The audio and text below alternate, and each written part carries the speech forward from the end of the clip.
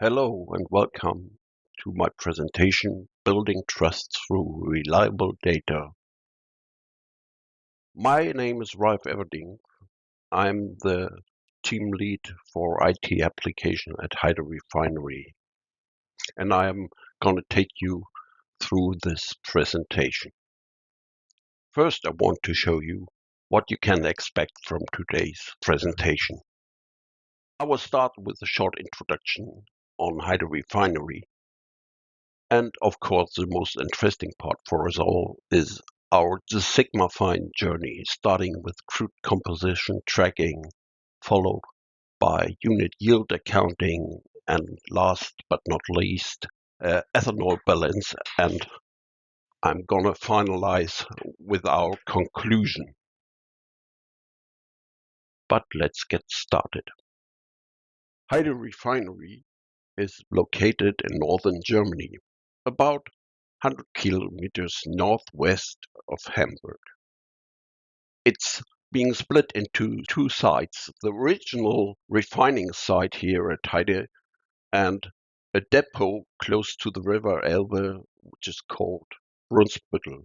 Both sites are being interconnected via 7 pipelines.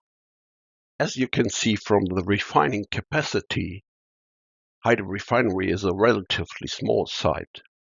However, we are able to process a wide range of different crudes, ranging from condensate to high-density domestic crude.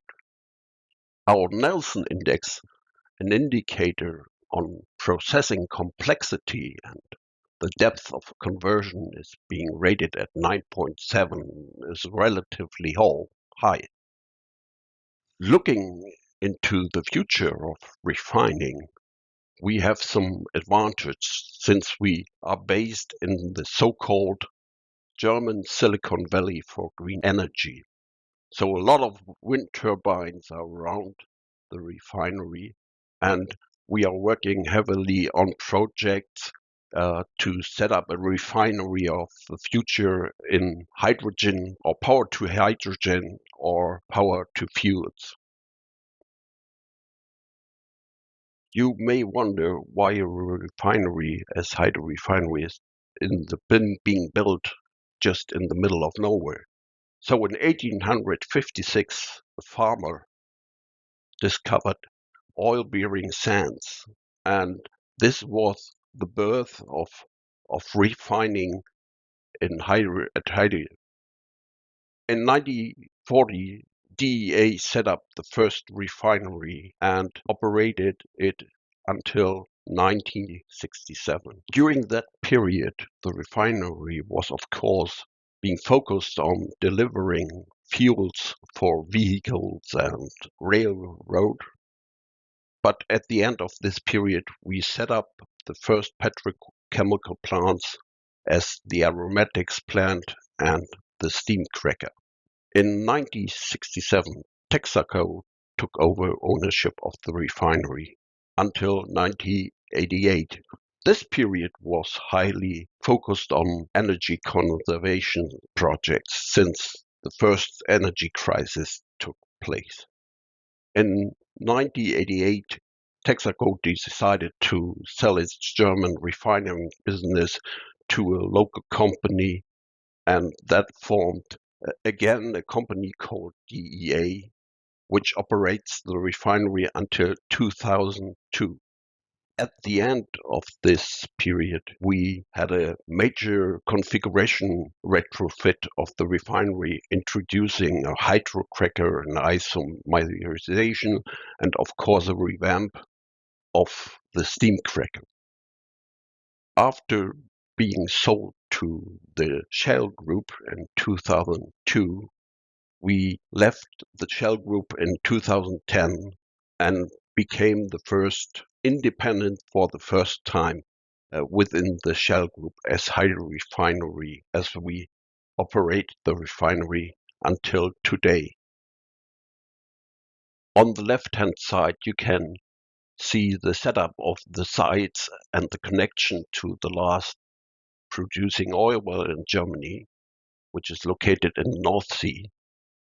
One of the specialities of Heide Refinery is that we are operating our own power plant, and of course the interconnection with depot and Brunsbüttel. On the right-hand side, you can see the product flow chart, where you see a lot of conversion plants here, the hydrocracker,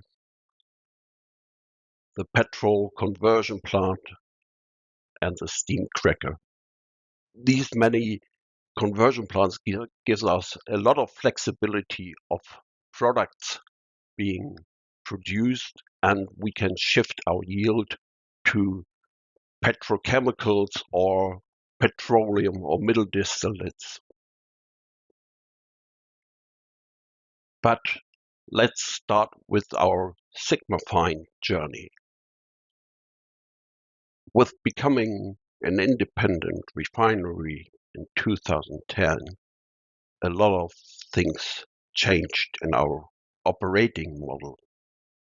In 2013, our Sigmafine journey started with setting up crude composition tracking. It took quite a while until we continued on unit yield accounting. And the last piece within the Sigmafine landscape was the ethanol balance. But let's have a closer look on crude composition tracking. As stated before, we are able to process a wide range of different crude oils. And on the right-hand side, you can see what this means. Having a very light crude with only less than 2% or 5% of residue, and the domestic crude here, which has above 30% of vacuum residue. And in order to being able to process this crude, you have to be very flexible. Being that flexible allows us to take short-term opportunities, so to process a certain crude which gives us some financial benefits. As a result, the number of crudes being processed in one blend increased from 3, which is during the time we were with Shell, up to 10 today. At the same time, we had a significant change in our financing model for the refinery's working capital. The business case we detected was that we saw unforeseen crude imbalances that resulted in unplanned crude builds about approximately $2 million. The traditional manual tricking calculation proved to be too inaccurate. We feared a loss of reputation and trust with our financing partners. Our answer to this challenge was to implement Sigmafine crude composition tracking. The composition tracking model is a relatively small one, since it only includes the crude chain. 19 tanks, 6 flow meters, and 2 pipelines needed to be included. However, we have to learn that we need to perform 2 analyses to do proper composition tracking. So mass or volume balance before we can do proper composition tracking. We were impressed by the speed in which we have been able to deploy the solution. Only 2 workshops does it take to deploy the solution. Whereas in the beginning we had a lot of manual inputs, we continuously improved this solution and adapted to the changing application landscape of the refinery. However, the aim was to increase the automation level, or better, to reduce errors, since more automation normally means less human errors. So what has been delivered with crude composition tracking? Of course, clearly defined business rules according to crude accounting, and most important, No unforeseen crude imbalances anymore. As a trade-off, we are able to detect potential issues within inventory calculation and mass balancing, since we can compare calculated tank densities from crude mixture versus the last measured density. Learning from this comparison, we have been able to introduce a better crude tank management, since we are able to detect and prevent layering within the tanks. And of course, as a result of no unforeseen crude imbalance, we had a much better cash management. Now let's move to the second implementation, which is unit yield accounting.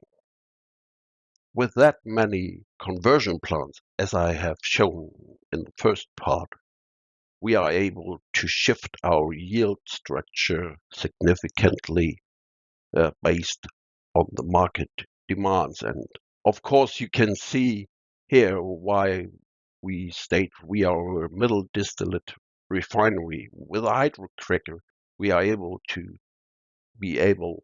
process a large of amount of our yield within the middle distillate pool. And of course, a hydrocracker also results in a high desulfurization. And our integrated petrochemical plants increase product diversity. We are able to shift between the conventional petroleum or the petrochemical pool. Having an own power plant gives us a lot of independence and flexibility. Overall, we have a very high system safety and availability. But let's get to unit yield accounting. So we did this in the past, but we did it differently. In the past, we had a highly abstract logical refinery model for data reconciliation. We had to cope with a lot of time delays and outdated information, which led to a huge number of errors. What we saw running full-blown refinery model, we are highly constrained through custody transfers. And due to error propagation, the error spreads throughout the model and the accountant was not able to handle that many errors anymore. Numerical report presentation was also an issue since it's hard to read and you are not that fast within detecting and removing errors. Our vision for the unit yield accounting was to have an integrated physical model of process units. So a fit-for-purpose model that an accountant could handle without having too many errors. Focus on process units where we have a much better automation rate than in the offsites area. And of course, allow all meters and transfer to vary within their assigned limits. And rather than having a numerical report presentation, to have a flow sheet which gives much more contextual information to the people working with the balance, and of course having some diagnostic tools to be able to navigate and detect errors. So the business case for unit yield accounting was highly based on planning. If you want to be able to take quick decisions on crudes to buy, you need to have a good planning model that is trustworthy and optimized to take the right decisions. Unit yield vectors, together with crude composition from the first project part, are extremely important. Our challenge was to build a more physical model with data objects being aligned to the operator's view, and of course, establish a robust procedure for running the kit. On the right-hand side, you see the functional architecture. So on the bottom level, you have the automation system with the distributed control systems. And of course, we gather information into an oil movement and order management system. tank information, inventories, and of course a historian. But from there, we push the data up into the Sigmafine. So we developed custom-built transfer generator to allow automatic generation of transfers from the oil movement system, push this into the Sigmafine mass balance, and process this within the reporting services to show the balances. But in addition, we push the reconciled data into the planning and scheduling tool to be able to correct unit yield vectors. Of course, one of the challenges in addition we faced was that unit yield accounting is not a technical problem. So data reconciliation is a pretty old technology, but it's a people's business. You need to connect people, so that you need to improve communication about the balance, which we introduced, for instance, with the electronic shift log, where we introduced a special chapter about the unit accounting. Last but not least, on top, we have the business intelligence to show and measure the accuracy of our plans versus actual and reconcile data coming from the unit yield accounting level. Here we have a typical workflow for processing the unit balance. Of course, the operator is executing the operating instruction, and as such, he indicates lineups and record transfers that are not being picked up automatically. The shift supervisor is reporting normal changes so that the yield accountant might be able to review them. The system is constantly capturing data and filtering the data, and of course, if an out of order event occurs, the system is able to recalculate mass flows also. After midnight, the shift supervisor is going to review and adjust inventories and movements, whereas the system is going to split running transfers over midnight. Based on that, we process an automated mass balance and an automated report, which is going to be reviewed by the shift supervisor within the night. In the morning, when the yield accountant is coming in, he's able to implement the corrections and adjustments, and of course, his aim is to finalize and close the mass balance and release a report. Based on this report, the planner is able to view his plan versus the reconciled and actual data and adjust the coming operating instructions. On a more or less frequent pattern, we review bad actors together with technologists in order to identify actions on them and to remove errors that are being constantly introduced by these bad actors. With Pipe Process Book, we developed a common representation which helped us to improve a common understanding. Of course, Process Book is great within ad hoc and historical data analysis. However, we are currently in the process of transitioning from Process Book and implementing the SigmafineHub to run and to diagnose those cases. What do we achieve with unit yield accounting? Most important, we have a robust working procedure, and most important, including not only the yield accountant, but also process technology, instrumentation, and operations. Bad actor analysis gives us a good instrument to steer investment to the right instruments that gave constant errors. And together with crude composition tracking, we are able to improve planning and take better decisions. Now let's go to ethanol balancing. What happened with ethanol balancing?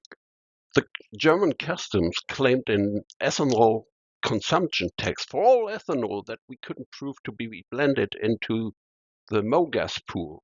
So this was a huge amount that they claim us. And delving into this, we found out that the reporting of the ethanol consumption was highly manual and inefficient. So there was a need to do this on a more automated way and efficient and structured way with defined responsibilities and accountabilities.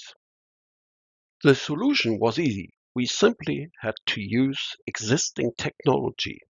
Sigmafine for doing balances and detect errors and sources of errors was already there. Reporting service for building structured reports has been there. And last but not least, we had existing knowledge how to use these tools. This enabled us to have a very quick delivery of results.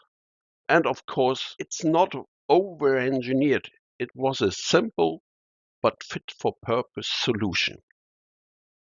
With that, we have been able to ward off the claim being raised by the custom by showing where and when accounting losses occur in the system.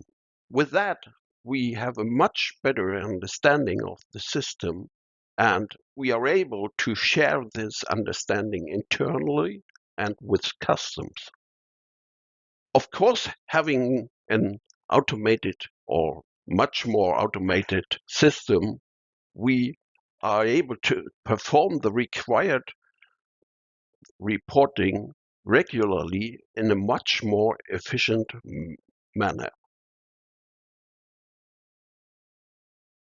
What has been the outcome of our Sigmafine journey? With our Sigmafine journey, we found reliable data is key to our relations to external partners. And furthermore, reliable data is of course key for taking right business decisions. Others trust your company if you prove to use reliable data. And trust is an intangible and invaluable asset of your company. Trust pays off when things are getting tight. Thank you for your interest in the Heide Refinery Sigmafine implementation. And now it's time for questions.